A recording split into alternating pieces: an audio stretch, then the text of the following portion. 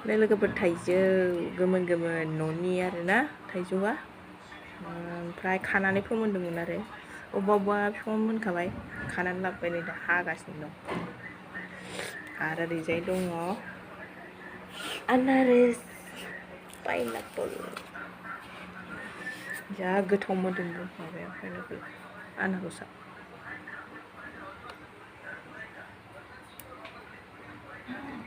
बै मोनसे जानाया गेसावमोन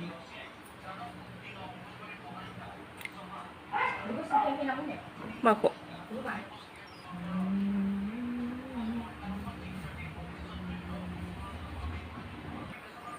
गोमोन गोमोन थाइजौ माखासेखौ ओइ आसार बानायदोंबो फोरानगासिनो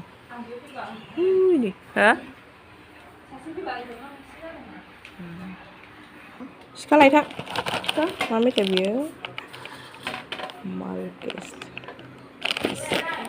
आरो बे मेथाइखौ लाबोबाय गिदिर गिदिरथार न'नि थाइजौआ बायनाय नङा दे लोगोफोर न'निसो जा टेस्टिखा गोदैथार लाबो लाबो लाबो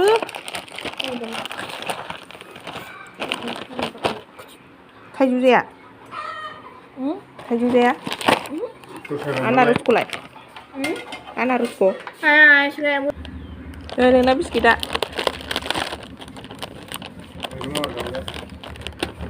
आं मोनसे दंबावो गामला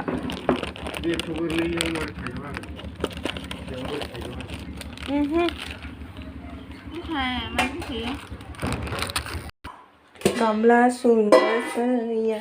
आम खाने के लिए घर में ही पेड़ है वो रहा पेड़ ऊपर इस तरह की आई है चलो आम खाते हैं दोस्तों बाजैया माबाखौसो जायाना आनारसखौनो जायो माबायदि गोदै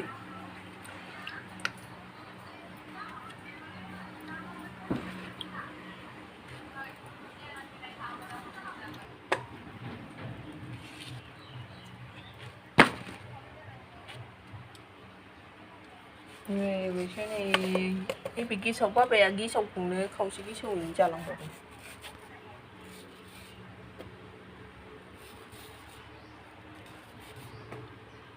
बेसे गोमोनथार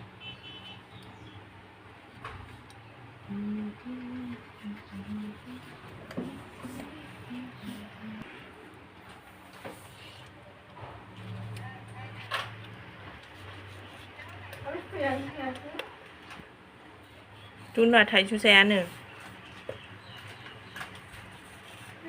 नों थाइजौ जाया होनलाय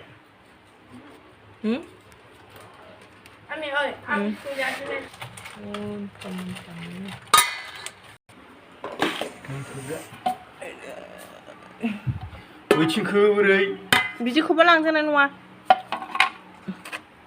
अहा मादा मादाखौलाय थाइजौआ जाबाय जोंना एबार जानोसै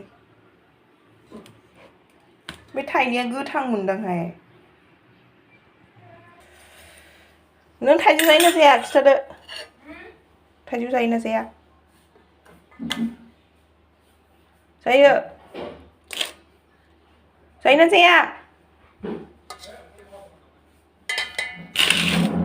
राजा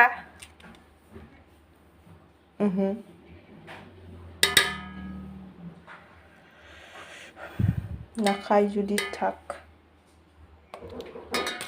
আমি খাবো আম খাবো একদম মিঠা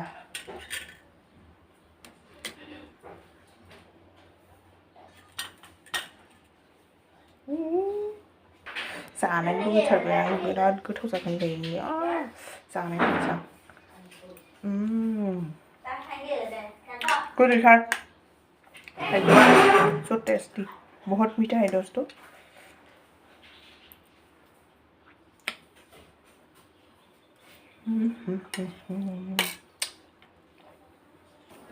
नै बाजैनोबो लाबोदोंमोन आं